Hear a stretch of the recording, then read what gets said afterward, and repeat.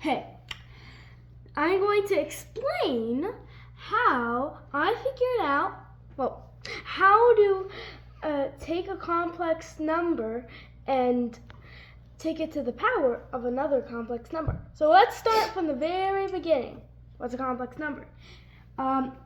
So here we have the number line. Let's put 0 here, and we have 1, we have 2, and we have 3, blah, blah, blah, we don't care. And then we have the other direction, like -1, -2, -3. Now, pretty much any number is on this line. Like, let's say, I'm just gonna add 4 here. Where's the square root of 4? Oh, it's right here. It's just 2. Where's the square root of 2? Oh, it's about here. Yeah. Same thing with the square root of 1. It's right here. But what about a number that isn't on this line? Like, for example, the square root of -1. Where would that be? Well, if you think about it, you might say, oh, it's -1. But remember, a negative times a negative is a positive. And I can't say, oh, well, then just do a negative and a positive, because it has to be the same. You're squaring it. So, let's just keep with the fact that it isn't. Instead, we'll put the answer not here, but here. And we'll call this I. And this we'll call the real numbers, the real axis, and we add a new axis. We're going to call it the imaginary axis. That's why it's I. But this is not the only number on the imaginary axis. We also have 2i up here, and so on and so on and so on. On the other side, we have -I. No, that's -1. -I. -2i.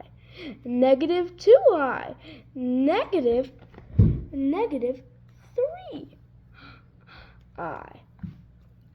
Now, what's interesting is that, what about something, oh, I don't know, right here? What's that number? Well, we treat it like the Cartesian plane. Like what? The Cartesian plane. Okay. We have the x-coordinate, which is 3. So let's have an arrow. So let's have 3. And then we have the y-coordinate, which is on the imaginary axis. And you'll notice a pattern here. 1i, 2i, -i, -2i. Wait, the y-axis, the actual value of that is just the number I. So maybe we can add these two coordinates. So this would be 1i, or just I. So this would be 3 plus I. Now what's 3 plus I? You can't. It's like apples and oranges. If you add apples and oranges, what do you get? Like, let's say I have 3 apples and 4 oranges. You can't add them together. You can. It will be 7 fruits. Okay, whatever. Now, let's say we want to do something. Let's start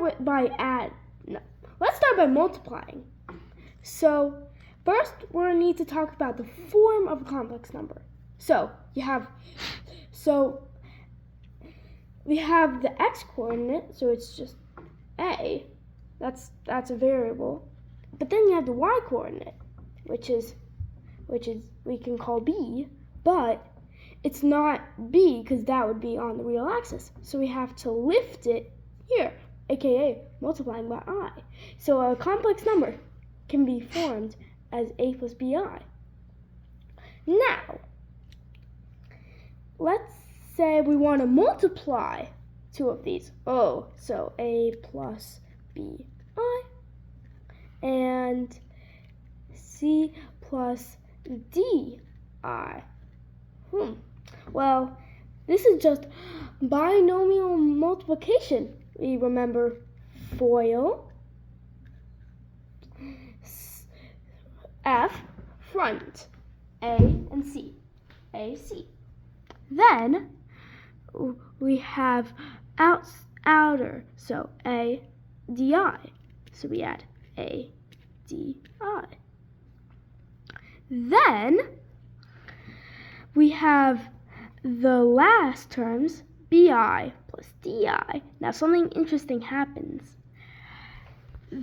Remember how I was the square root of -1? Mm-hmm.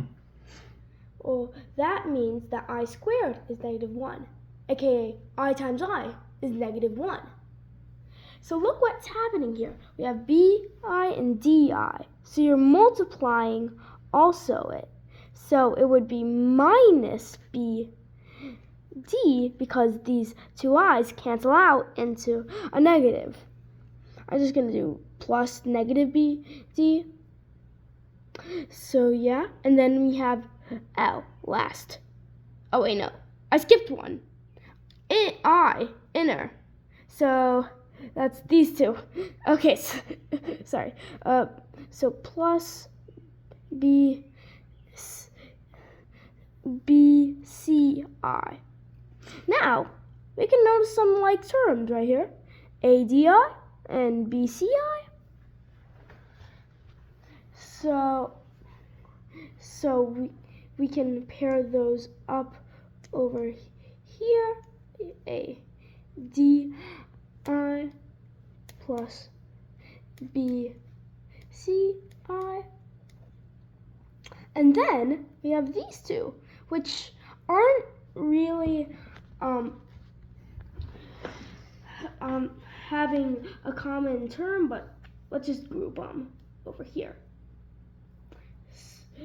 So a C, and this is a negative term, so it's minus BD. Now look, we can factor. But how come you have multiplication between those two groups? What do you mean? You have multiplication or plus? Yeah, Plus. okay. Yeah, oops. That could have gone terribly wrong. Anyway, we can factor out these terms.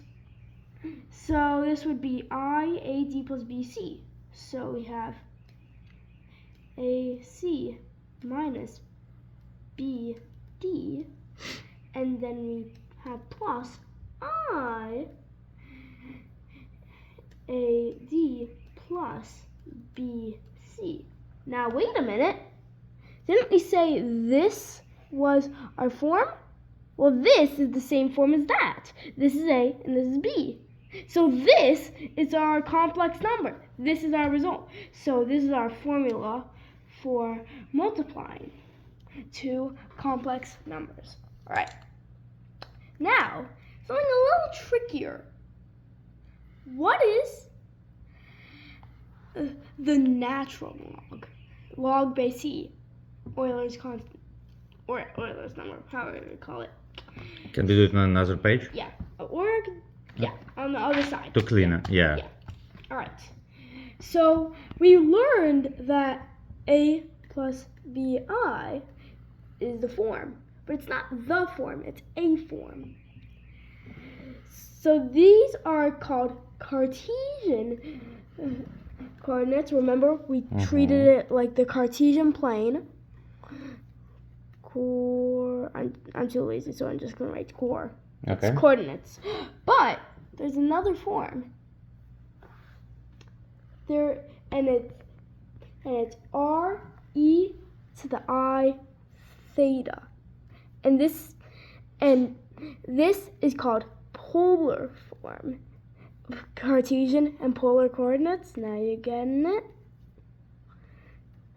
Now, this actually stems from Euler's formula, and again, you can see this, where e to the I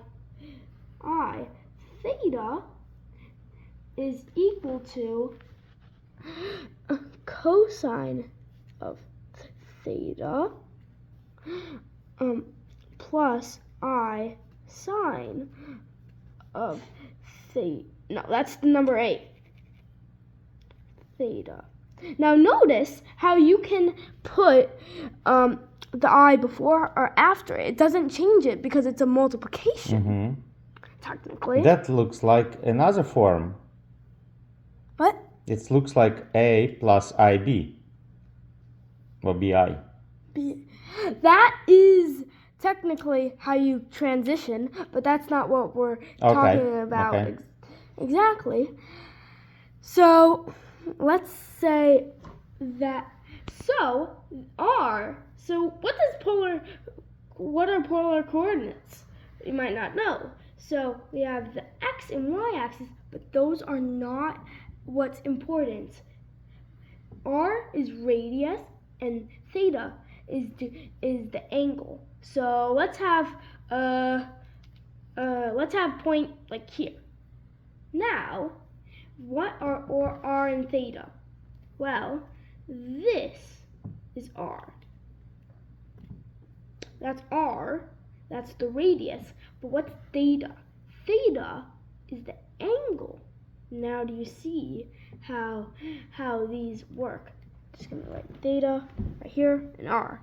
So this is polar coordinates. Except this is for complex numbers. So is this the sign for angle?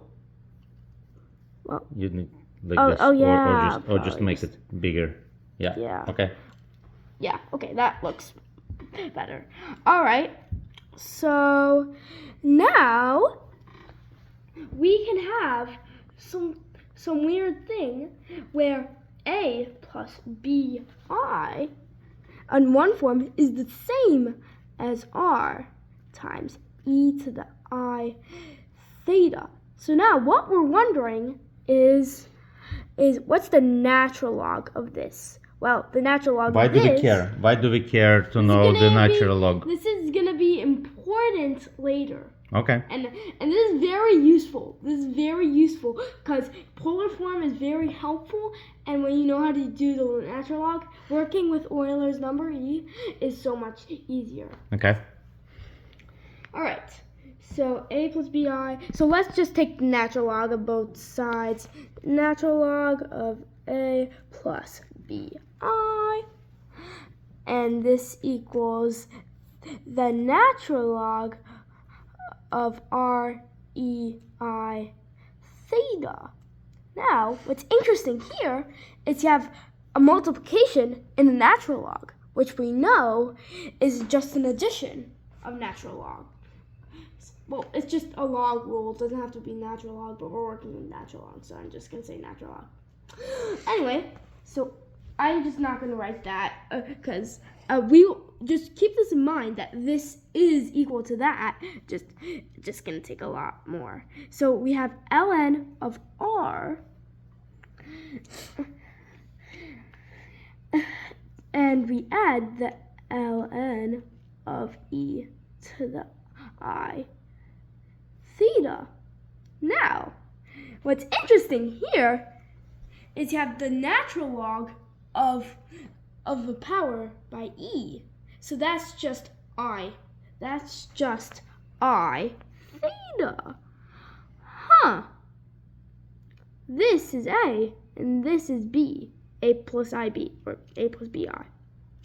So that all we need to do is figure out what A and B, what R and theta are, and we got our answer. Now, what is R? I want to take a look back here. So we have the real axis and the imaginary axis.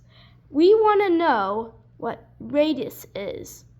Well, look what we have right here. Pythagoras.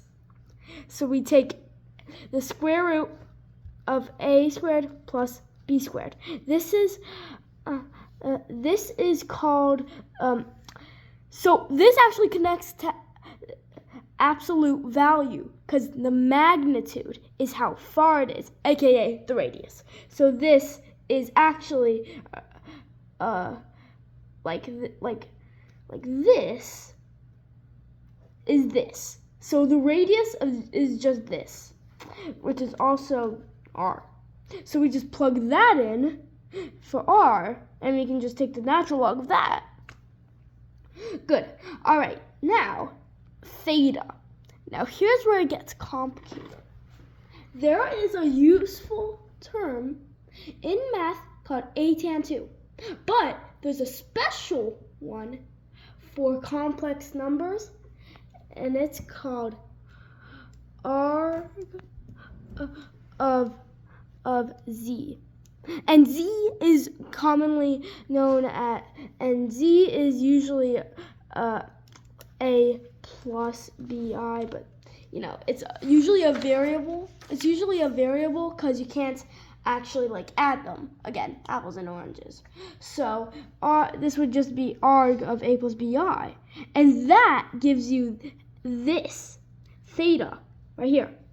That gives you that. So we have solved for the natural log. It's so it's ln of the absolute value of a. I'm just gonna write z because it's more confined. And I think at the end I will add back this natural log of a plus bi. Also, I gotta keep it kind of, because I only have so much space, and then we add the natural log of I theta, which would just be I. This is wait, hold on. So yeah.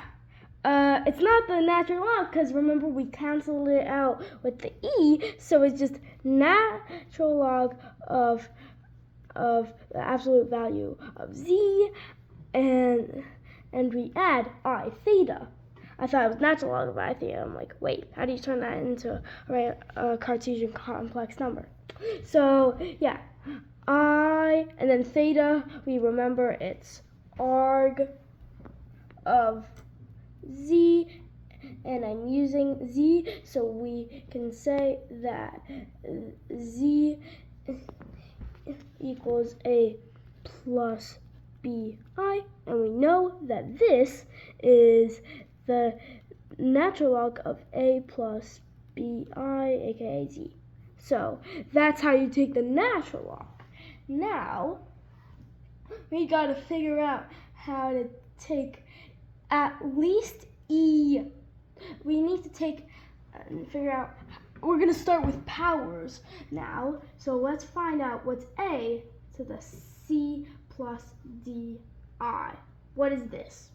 So what can we do in this case? Well, first we can break it down because x to the y plus z is equal to, and I'm not using z as a complex number. I'm using it like in just, this is just the rule that x to y plus z is equal to x plus y times x to the z.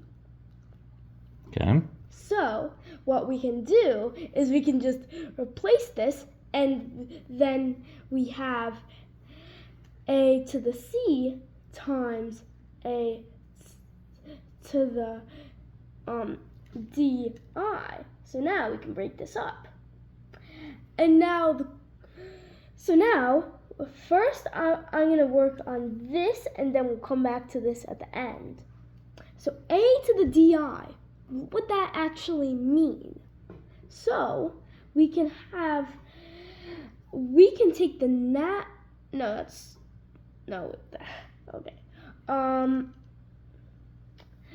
well, we can have the rule at e to the natural log of e to the a natural log of, I think it's e to the di natural log of a, and that's just I d natural log of a. So that's Euler's formula. Woohoo! All right. So remember, Euler's formula is cosine of theta plus I sine of theta. So we can just plug in d ln of a for the equation, and yeah. So and I'm gonna leave some space. You'll see why. So we have so it's cosine of d ln of a, d ln of a, and plus, and I'm going to leave some space, like I said, I sine of d ln of a. Now, why did I leave the space? Now, it's because of our missing piece.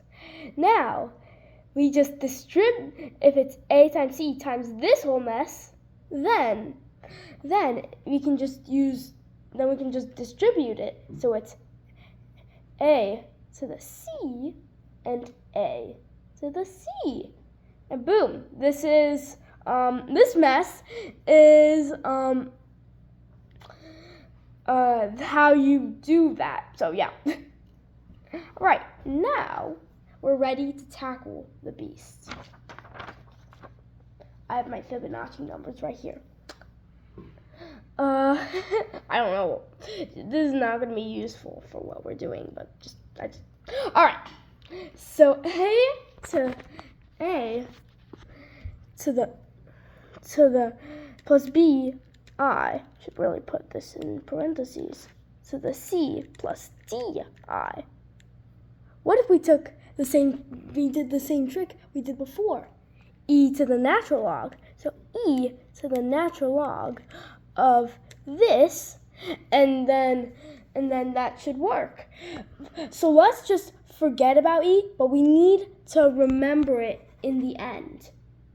So this would end up being c plus di times the natural log of a plus bi.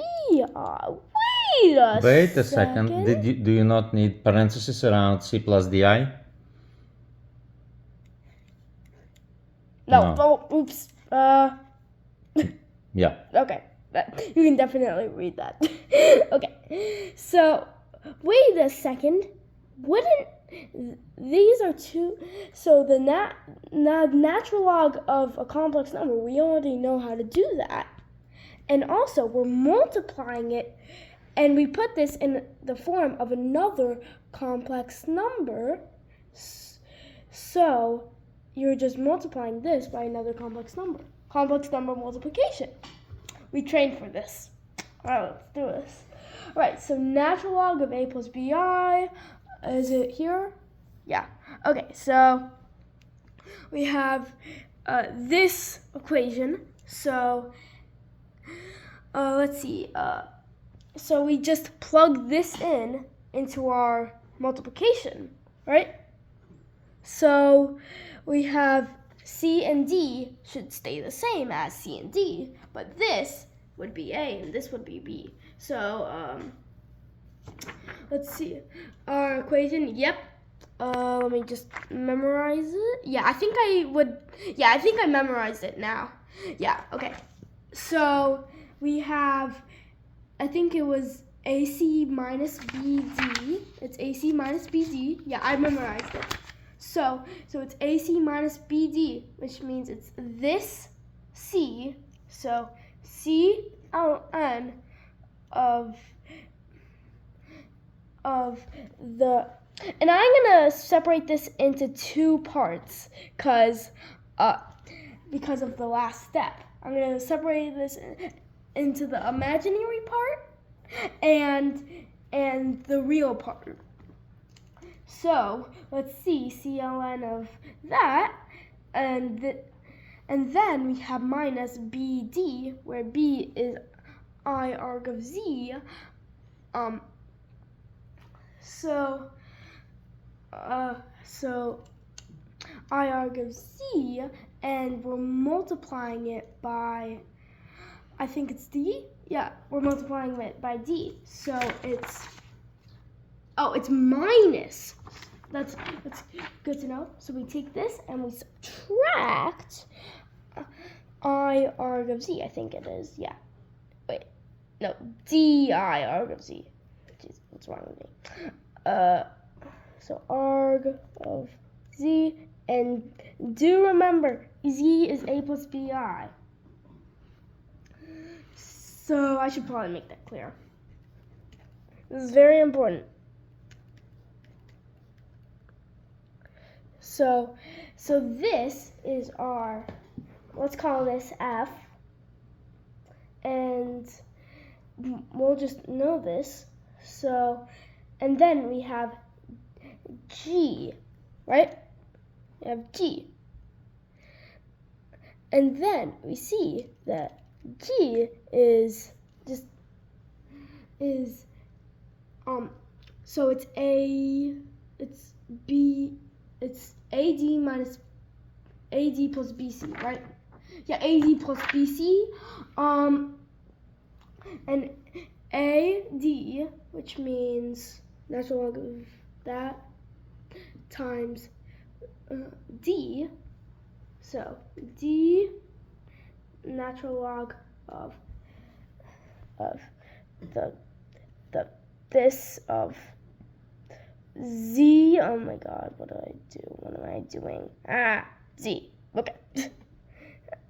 D ln of Z plus, and the remaining two are BC, and B is I arg of Z, and we're multiplying it by C this time. So C I arg of Z, remember this is very important.